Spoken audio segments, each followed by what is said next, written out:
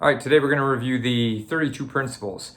This is Ryron and Renee Gracie's from Gracie University's program. And you can buy it online, and it's basically, I believe, their purple belt curriculum. So if you're looking for techniques like Jiu-Jitsu techniques, specific techniques and things like that, this is probably not exactly what you're looking for. But it breaks down Jiu-Jitsu into 32 principles.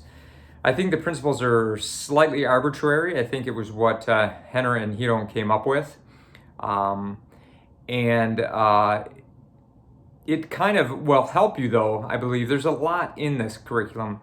There's, hours. There's 32 principles, and I'm going to guess, this is a guess, but it's somewhere around maybe like an hour average each or so, maybe a little less than an hour on each principle that they spend. Some more, some less. But there's quite a bit of information in here. So it goes through principles that are the basis of your jiu-jitsu. So if you understand the principles, the techniques become less relevant in a sense. So for example, some of the principles are the acceptance principle, knowing when to accept a technique's failure and move on to the next thing. Sometimes people tire themselves out trying to resist something that's already gone, and they can't move on to the next things. Especially lower belts do this a lot because they don't have a lot of techniques to go on, so they can't go to the next technique often because they don't have many options.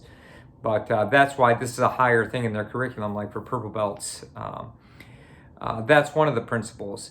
There's distance principle, knowing how to keep space and knowing how to create space. There's the pyramid principle of balance and knowing how to have stability and things like that. There is a principle on kuzushi, which is used a lot in judo, which is learning how to off-balance the opponent. And there's the false surrender principle.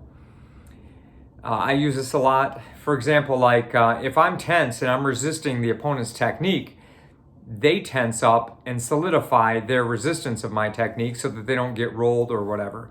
But as soon as I relax and give like a false surrender, they usually relax, which gives me the roll, like for the upa or the trap and roll or something like that. So basically this curriculum goes through all these 32 principles in great detail. And it's different than a lot of other curriculum because it's not based on techniques, it's based on ideas. So if you already know a lot of techniques, I think there's a lot to gain from this. I think that it's done well. The quality of the videos are done well. And I think that they've just improved the quality of the work that they've done.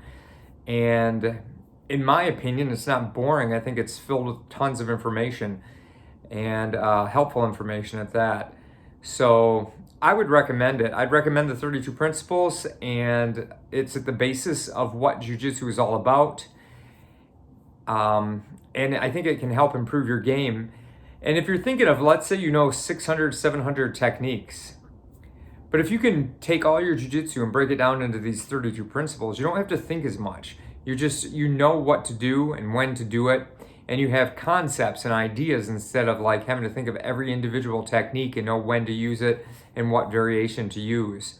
So I'd recommend it, 32 Principles by Ryron and Renee Gracie and from Gracie University.